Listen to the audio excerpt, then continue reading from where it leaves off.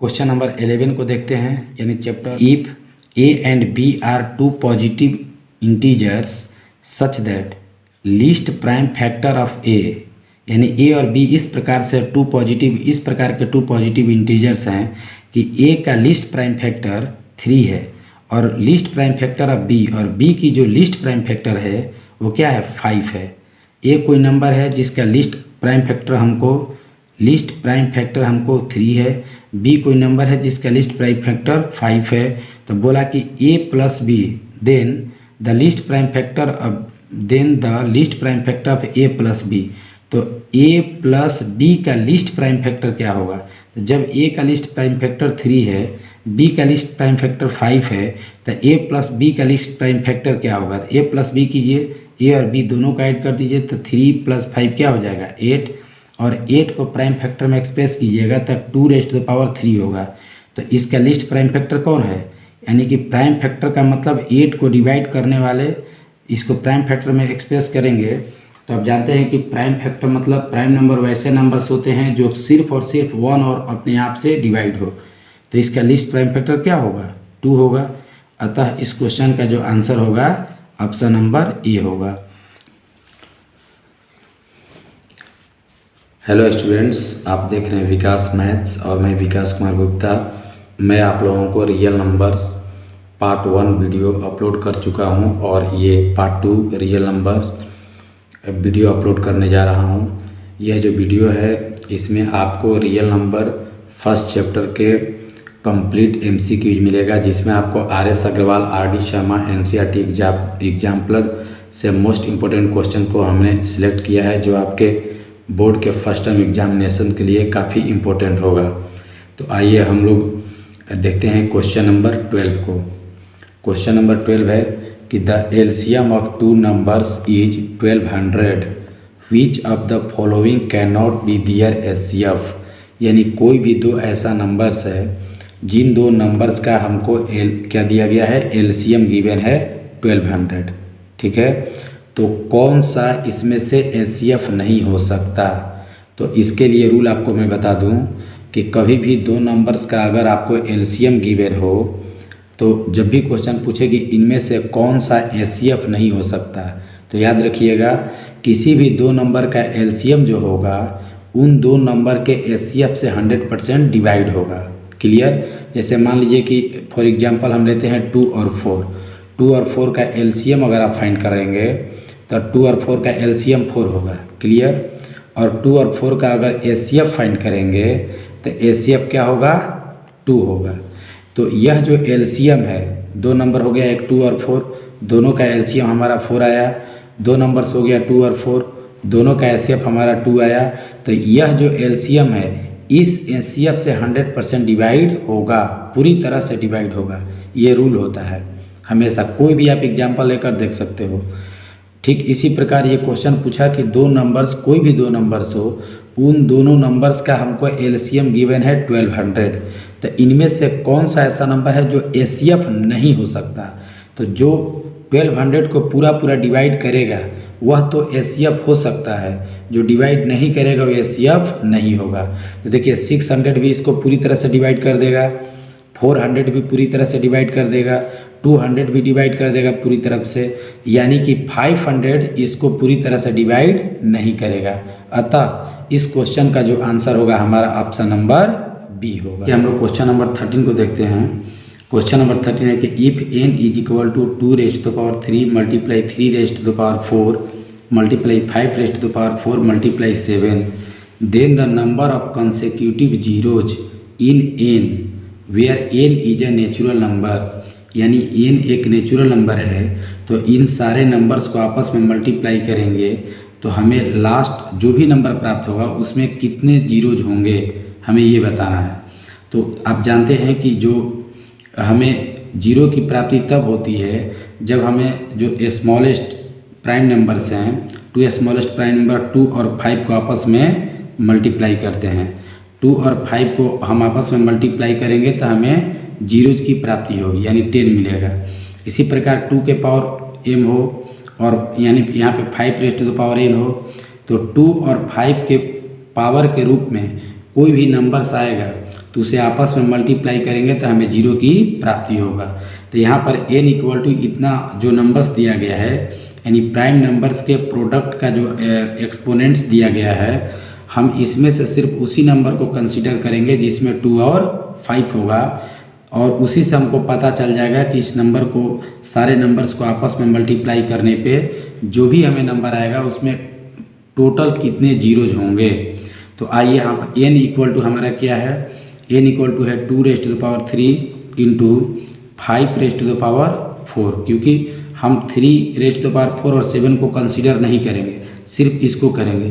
क्या मैं ऐसे लिख सकता हूँ 2⁻³ एज इट इज और 5⁻³ मल्टीप्लाई 5, ठीक है। हमने 5⁻⁴ था, यानी 5 की पावर 4 था, इसमें से हमने 5 की पावर 3 को अलग कर दिया और मल्टीप्लाई 5 को हमने सेपरेट कर लिया। बेस सेम नहीं है बल्कि बेस डिफरेंट है, यहाँ पर बेस डिफरेंट है, यानी कि यहाँ पे 2 है बेस और यहाँ पे बेस है 5, पावर सेम है। तो जब भी पावर सेम हो और बेस डिफरेंट हो तो आप क्या करेंगे, आप पावर को लिखते हैं और बेस को आपस में मल्टीप्लाई कर देते हैं। तो यहाँ पर 10⁻³ हो जाएगा इंटू 5 हो जाएगा। क्लियर। तो हमारे पास जो भी नंबर था, यानी n इक्वल टू था 2⁻³ मल्टीप्लाई 5⁻⁴ मल्टीप्लाई 3⁻⁴ मल्टीप्लाई 7। तो अगर हमने इन दोनों को मॉडिफाई किया है, सॉल्व किया है, तो हमें 10⁻³ आया है और एक 5 आया है। इसका मतलब यह है कि इन सारे नंबर्स को यदि आपस में मल्टीप्लाई किया जाएगा तो हमें लास्ट में 3 डिजिट प्राप्त होगा।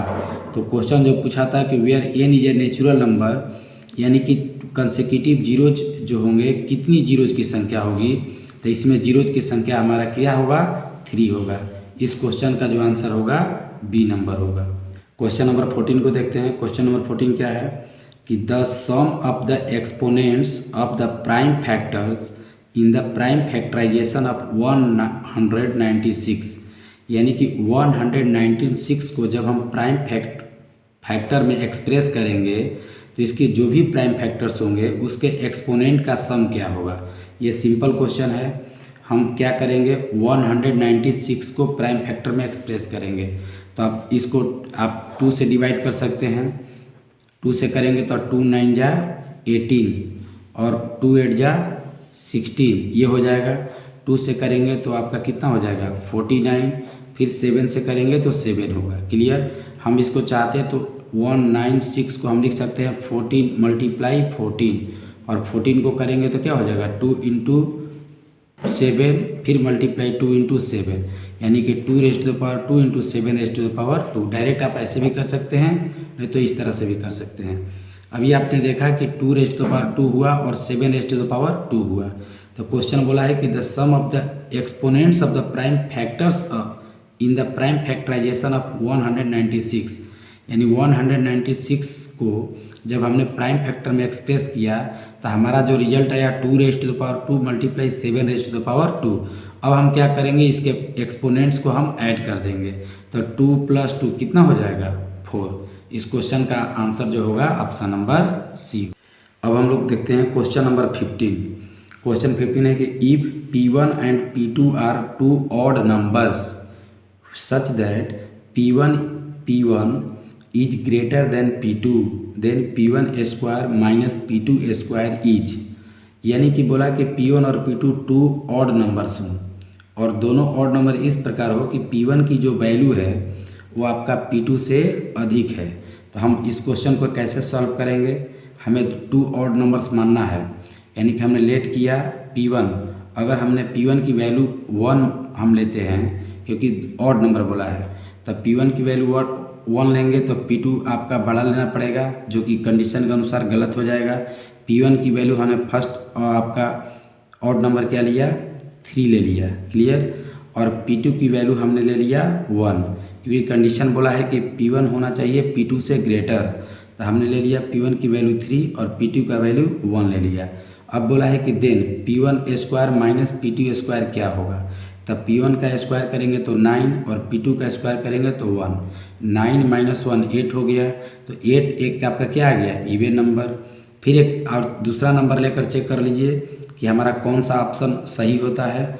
तो हम फिर ले सकते हैं P1 की वैल्यू मैंने ले लिया क्या 5 और P2 का वैल्यू ले लिया आपका P2 का वैल्यू ले लिया 3। ठीक है, चूँकि दोनों ऑड नंबर है हमको केवल ऑड नंबर ही लेना है। 1 भी ऑड नंबर था, 3 भी ऑड नंबर, यहाँ पे 5 भी ऑड नंबर है, 3 भी ऑड नंबर है। तो P1 का स्क्वायर करेंगे तो आपका 25 आ जाएगा, माइनस P2 का स्क्वायर करेंगे तो 9 आ जाएगा। 25 माइनस 9 आता है 16। यानी कि आप देखें कि फर्स्ट हमने 2 ऑड नंबर लिया तो इसका डिफरेंस 8 आया, इन नेक्स्ट 2 ऑड नंबर लिया तो इसका भी डिफरेंस आपका 16 आया। तो इस प्रकार से हम कह सकते हैं कि P1 और P2 2 ऑड नंबर्स हो और इस प्रकार हो कि P1 की जो वैल्यू है P2 से ग्रेटर हो, तो P1 square minus P2 square जो होगा वो ऑलवेज आपका इवन नंबर होगा। तो ऑप्शन ए में दिया है an even number, an odd number, an odd prime number, of prime number. तो इस क्वेश्चन का आंसर एक आपका ऑप्शन नंबर, हम लोग देखते हैं क्वेश्चन नंबर 16 को। क्वेश्चन नंबर 16 है हमारा कि the smallest rational number by which 1/3 should be multiplied so that it's decimal expansion terminates after 1 place of decimal. यानी कि वह कौन सा स्मॉलेस्ट रेशनल नंबर है जिससे 1/3 को मल्टीप्लाई किया जाए तो जो इसकी डेसिमल एक्सपेंशन है वो टर्मिनेट्स होना चाहिए after 1 place of decimal. Decimal के 1 प्लेस के बाद ये पूरी तरह से टर्मिनेट हो जानी चाहिए। तो इसको अगर बेसिक से बनाएंगे तो हम लेंगे, हमने माना कि स्मॉलेस्ट रेशनल नंबर जो है x है, तो x में 1/3 से मल्टीप्लाई करेंगे तो जो भी नंबर आए उसका जो है वो पूरी तरह से टर्मिनेट हो जानी चाहिए आफ्टर 1 प्लेस ऑफ डेसिमल। इस क्वेश्चन को बाई ऑप्शन भी चेक कर सकते हैं। जैसे ऑप्शन ए में 3/10 है तो हम क्या करेंगे x के जगह पे पुट करेंगे, क्योंकि हमको स्मॉलेस्ट जब रेशनल नंबर पूछा है तो आंसर में ऑप्शन में जो है स्मॉलेस्ट रेशनल नंबर ही गिवन होगा। तो चलिए ऑप्शन ए को लेते हैं। ऑप्शन ए में क्या है 3/10। अब x के जगह पे पुट करेंगे 3/10 मल्टीप्लाई 1/3। देखिए 3 से 3 कैंसिल आ गया, कैंसिल हो गया। 1/10 को हम डेसिमल में कन्वर्ट करेंगे तो 0.1 होगा। आप देख सकते हैं कि ये बोला था कि टर्मिनेट होनी चाहिए आफ्टर 1 प्लेस ऑफ डेसिमल से, तो आफ्टर 1 प्लेस ऑफ डेसिमल से पूरी तरह से टर्मिनेट हो गया। अतः इस क्वेश्चन का ऑप्शन ए होगा। अगर आप बी को लेकर चलेंगे तो बी आपको सेटिस्फाई नहीं करेगा। देख लीजिए 1/10 मल्टीप्लाई 1/3 करेंगे तो 1/30 आ जाएगा। तो आफ्टर 1 डेसिमल प्लेस से टर्मिनेट नहीं करेगा, ये 3 भी नहीं करेगा, क्योंकि 3 मल्टीप्लाई 1/3 करेंगे तो केवल 1 आएगा। ये भी डी ऑप्शन भी नहीं करेगा। अतः इस क्वेश्चन का ऑप्शन नंबर ए होगा आंसर। अब हम लोग क्वेश्चन नंबर 17 को देखते हैं। क्वेश्चन नंबर 17 जो है the LCM and HCF of 2 rational numbers are equal then numbers must be. यानी क्वेश्चन बोला कि 2 रेशनल नंबर्स का, कोई भी 2 रेशनल नंबर्स हो, दोनों रेशनल नंबर्स का हमको एलसीएम भी और एचसीएफ भी दोनों इक्वल हो, तो दोनों नंबर्स कैसा होना चाहिए? दोनों नंबर क्या प्राइम होनी चाहिए, को प्राइम होनी चाहिए, या कंपोजिट नंबर होनी चाहिए, या इक्वल होना चाहिए? तो इसको आप अपने मन से गेस करके आप सोच सकते हैं कि कोई भी ऐसा 2 नंबर्स हो, कोई भी ऐसा 2 नंबर्स आपको लेना है जिनका एलसीएम भी फाइंड करना है, एचसीएफ भी फाइंड करना है। यदि एलसीएम और एचसीएफ दोनों सेम आ जाए तो दोनों नंबर कैसा होगा? तो ये दोनों नंबर सिर्फ और सिर्फ इक्वल ही होगा, क्योंकि अगर हम मान लीजिए 2 नंबर, एक 2 लेते हैं और 2 और 2 का एलसीएम भी फाइंड करेंगे, एलसीएम भी फाइंड करेंगे तो 2 आएगा, एचसीएफ भी फाइंड करेंगे तो 2 आएगा। अतः ये दोनों नंबर आपका क्या हुआ? सेम हो गया। अगर कोई डिफरेंट 2 नंबर्स लेते हैं, मान लीजिए कि 2 और 4 लेते हैं, तो 2 और 4 का एलसीएम 4 आ जाएगा और एचसीएफ फाइंड करेंगे तो 2 आ जाएगा। दोनों सेम नहीं आया तो कोई भी 2 अगर डिफरेंट नंबर लेंगे तो एलसीएम और एचसीएफ कभी भी सेम नहीं होगा। अगर आप दोनों सेम नंबर लेंगे तो एलसीएम और एचसीएफ दोनों सेम होगा और वही इस कंडीशन को सेटिस्फाई करेगा। अतः इस क्वेश्चन का आंसर जो होगा आपका ऑप्शन नंबर डी होगा, यानी कि दोनों नंबर जो होने चाहिए must be equal. Question number 18 को देखते हैं। क्वेश्चन नंबर 18 है कि the remainder when the square of any prime number greater than 3 is divided by 6, यानी बोला कि आपका कोई भी प्राइम नंबर हो जो 3 से ग्रेटर हो उसके स्क्वायर में 6 से डिवाइड किया जाए तो आपका रिमाइंडर क्या होगा। ये बहुत सिंपल क्वेश्चन है। आप क्या करेंगे, प्राइम नंबर्स आप जानते हैं कि prime numbers are those numbers which है any two only 2 factors means that number should be divisible by 1 and itself. Clear. Prime number हम उसको कहेंगे जिसके केवल 2 फैक्टर्स होंगे, यानी वैसे नंबर्स जो केवल और केवल 1 और अपने आप से डिवाइड हो। तो आपके 3 से ग्रेटर आपका प्राइम नंबर लेना है तो हम 3 से ग्रेटर प्राइम नंबर ले लेते हैं। मान लीजिए 5 हमने लिया। क्लियर। तो 5 का स्क्वायर करेंगे तो 25 आएगा, और 25 को यदि हम 6 से डिवाइड करेंगे तो हमारा रिमाइंडर क्या आएगा, 1 आएगा। क्लियर। आप दूसरा भी प्राइम नंबर मान लीजिए 7 ले लेते हैं।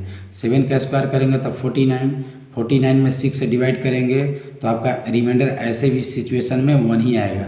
तो कोई भी नंबर्स जो होगा, ठीक है, कोई भी नंबर्स होगा यदि 3 से बड़ा प्राइम नंबर लेते हैं और उसका स्क्वायर करते हैं और उसके स्क्वायर में यदि 6 से डिवाइड करेंगे तो हर कंडीशन में आपको 1 ही रिमाइंडर आएगा।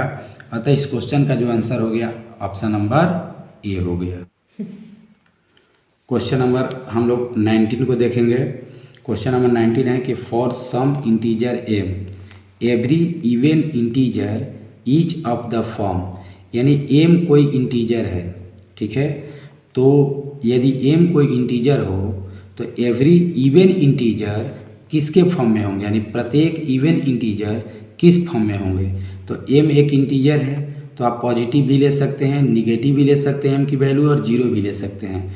सपोज यदि हम पॉजिटिव लेते हैं तो 1 2 3 4 5 ये लेते हैं, और वही सेम टू सेम वैल्यू हम ऑप्शन में रख के देखते हैं कि हमें आना चाहिए इवन इंटीजर, यानी कि इवन इंटीजर का हमें जनरल फॉर्म कौन सा होगा। यदि आप m की वैल्यू 1 लेते हैं तो आपका 1 आ गया, जो कि 1 एक इवन इंटीजर नहीं है तो ऑप्शन नंबर ए नहीं होगा, ठीक है। m + 1 लेते हैं, यदि मान लीजिए m की वैल्यू 1 पुट करते हैं तो 1 + 1 2 हो गया, 2 एक इवन इंटीजर है। यदि आप m की वैल्यू 2 पुट करेंगे तो 2 + 1 3 हो गया, जो कि एक ऑड इंटीजर आ गया, अतः बी भी ऑप्शन नहीं होगा, ठीक है। अब ऑप्शन नंबर सी को देखते हैं। सी में क्या है कि 2m है। अब हम m की वैल्यू 1 भी रख के चेक करेंगे तो 2 × 1 2 हो गया, 2 रखेंगे तो 2 2 जा 4, ये भी आपका इवन हो गया। 3 रखेंगे तो 3 2 जा 6, ये भी आपका इवन आ गया। आप निगेटिव भी ले सकते हैं, -1 -2 -3 -4 कुछ भी लेंगे तो आपको क्या आएगा, इवन इंटीजर ही आएगा। अतः इस क्वेश्चन का ऑप्शन नंबर सी होगा आंसर। अब हम लोग क्वेश्चन नंबर 20 को देखेंगे। 20 क्वेश्चन जस्ट 19 की तरह ही है। उसमें हमको इवन इंटीजर का जनरल फॉर्म बताना था, इसमें ऑड इंटीजर का जनरल फॉर्म बताना है। क्या है कि for some integer q every odd integer each of the form, यानी कि क्यू जो है कोई इंटीजर है तो क्यू की वैल्यू आप उसी प्रकार जैसे 0 1 2 3 4 एंड सो ऑन, इधर आप चलेंगे तो -1 -2 -3 इस तरह से निगेटिव में होगा। तो क्यू की वैल्यू आप कोई भी लेकर इन सारे ऑप्शन में आप क्या कीजिए, पुट कीजिए, जो कंडीशन को सेटिस्फाई कर देगा वही आपका आंसर आएगा। जैसे हम मान लीजिए पॉजिटिव लेकर चलते हैं, क्यू की वैल्यू 1 लेते हैं तो 1 एक ऑड इंटीजर आ गया, ठीक है। 2 लेंगे तो 2 एक इवन इंटीजर है, अतः आपका ये जो है हमें लाना है सिर्फ ऑड इंटीजर, तो ऑप्शन नंबर ए सेटिस्फाई नहीं कर रहा है। ऑप्शन नंबर बी को देखते हैं तो आप क्या करेंगे, यहाँ पर हम 1 पुट करते हैं, 0 भी पुट कर सकते हैं। तो देखिए 0 + 1 आ गया, ऑड तो है। अब देखिए 1 पुट करेंगे तो 1 + 1 2 आ गया, इवन आ गया, जबकि हमको क्या होना चाहिए था, ऑड इंटीजर। तो बी नंबर ऑप्शन नहीं होगा। सी को चेक कीजिए तो आप 0 पुट करेंगे तो 2 × 0 0 हो जाएगा। यदि आप 1 पुट करेंगे तो 2 1 जा 2 हो जाएगा। अगर 2 पुट करेंगे तो 4, और यानी कि हमें आना चाहिए था ऑड इंटीजर, जबकि ये आ रहा है इवन इंटीजर। तो ये आपका सी भी ऑप्शन नहीं होगा। तो एक ही ऑप्शन बच गया जो इस कंडीशन को सेटिस्फाई करेगा, यानी कि ऑप्शन नंबर डी। आप रख के चेक कर लीजिए। 0 पुट करेंगे तो 2 × 0 0 + 1 1, यानी ऑड है। अगर 1 पुट करते हैं तो 2 1 जा 2 + 1 3 यानी ऑड है। 2 पुट करेंगे तो 2 2 जा 4 + 1 यानी कि 5 हो गया, ये भी एक ऑड है। निगेटिव भी पुट करना चाहते हैं तो कीजिए, यानी -1 पुट करेंगे इसमें तो 2 × -1 -2 +1 -1 आ गया, यानी ये भी एक ऑड नंबर है। तो इस प्रकार इस क्वेश्चन का जो आंसर हुआ ऑप्शन नंबर डी होगा। क्वेश्चन नंबर हम लोग 21 को देखते हैं। कह रहा है कि n² - 1 इज डिवाइडेड बाई 8, तो इफ़ n इज, यानी बोला कि यदि n² - 1 8 से डिवाइड होता है तो n क्या है। चलिए इस क्वेश्चन को हम लोग ऑप्शन से सॉल्व करेंगे। ऑप्शन ए में क्या है, n इंटीजर, तो n एक इंटीजर है तो n का वैल्यू हम 0 भी ले सकते हैं, प्लस में भी ले सकते हैं, माइनस में भी ले सकते हैं। क्लियर। चलिए हम प्लस में लेकर चेक करते हैं कि कंडीशन को सेटिस्फाई करता है कि नहीं करता है। यदि हम n की वैल्यू 1 रखते हैं तो 1 का स्क्वायर 1, 1 - 1 0, और 0 8 से डिवाइड होगा। ठीक है। 2 रख के चेक कीजिए तो 2 का स्क्वायर 4, 4 - 1 3, 3 8 से पूरी तरह से डिवाइड नहीं होगा, अतः ये आपका ऑप्शन कैंसिल हो गया, यानी ये नहीं हो सकता है। फिर बी चेक कीजिए, तो बोला कि अ नेचुरल नंबर, तो अभी हमने 1 रख के चेक किया है तो 8 से डिवाइड हुआ है। 2 हमने रख के चेक किया है तो पूरी तरह से डिवाइड नहीं हुआ है, यानी आपका नेचुरल नंबर भी नहीं होगा। क्लियर। अब बोला an odd integer, odd integer का मतलब हम क्या ले सकते हैं, 1 ले सकते हैं, 3 5 7 9, इस तरह से ले सकते हैं। निगेटिव में भी -1 -3 -5, ये सारे नंबर सब ले सकते हैं। अब 1 रख के चेक करेंगे तो पूरी तरह से डिवाइड होगा। 3 रख के चेक करेंगे तो 3 का स्क्वायर 9 - 1 8, 8 से डिवाइड होगा। 5 रखेंगे फिर भी आपको 8 से डिवाइड होगा। ठीक है। 7 रखेंगे फिर भी 8 से डिवाइड होगा। अतः इस क्वेश्चन का जो आंसर हुआ एन ऑड इंटीजर, यानी ऑप्शन नंबर सी आपका सही है। और हम लोग 22 को देखते हैं। क्या है कि the product of a non zero rational and an irrational number, एक नॉन जीरो यानी एक रेशनल नंबर और एक इरेशनल नंबर दोनों का प्रोडक्ट क्या होगा। लेकिन ध्यान देना है कि रेशनल नंबर जीरो नहीं लेना है। यहाँ पे कंडीशन में आपको रेशनल नंबर जीरो नहीं लेना है, क्योंकि आप जानते हैं कि जीरो भी एक रेशनल नंबर है। लेकिन इस क्वेश्चन के अकॉर्डिंग ये क्वेश्चन बोल रहा है कि एक नॉन जीरो रेशनल नंबर और एक इरेशनल नंबर दोनों का प्रोडक्ट करेंगे तो हमें क्या प्राप्त होगा। तो चलिए नॉन जीरो रेशनल बोला है तो मान लीजिए हम रेशनल नंबर को ले लिया। मैंने रेशनल नंबर, ठीक है, मैंने रेशनल नंबर 2 ले लिया। ठीक है। और एक इरेशनल नंबर हमने लिए, इरेशनल नंबर हमने √3 ले लिया, क्योंकि इरेशनल नंबर्स वैसे नंबर्स होते हैं जिसका परफेक्ट न स्क्वायर रूट फाइंड हो सकता है, ना परफेक्ट क्यूब रूट फाइंड हो सकता है, और न हम P/Q के फॉर्म में लिख सके। तो दोनों का मल्टीप्लाई करेंगे तो 2 × √3 यानी कि 2√3 हो गया, और 2√3 भी एक इरेशनल नंबर ही है। अगर आप कुछ भी लेते हैं, दूसरा मान लीजिए रेशनल नंबर 5 लेते हैं और एक इरेशनल नंबर √7 लेते हैं, तो इसका प्रोडक्ट 5√7 ये भी एक इरेशनल नंबर है। तो इस प्रकार से हम कह सकते हैं कि एक रेशनल और एक इरेशनल का प्रोडक्ट जो होगा वो हमेशा क्या होगा, इरेशनल नंबर होगा। लेकिन ध्यान रखना है कि रेशनल नंबर में जीरो आप नहीं लेंगे, क्योंकि जीरो से मल्टीप्लाई करने पे सारे नंबर्स जीरो आ जाएंगे, जो कि एक रेशनल नंबर होगा। इसीलिए कंडीशन दिया है कि आप रेशनल नंबर सब कुछ तो कुछ भी ले सकते हैं, लेकिन जीरो नहीं ले सकते हैं।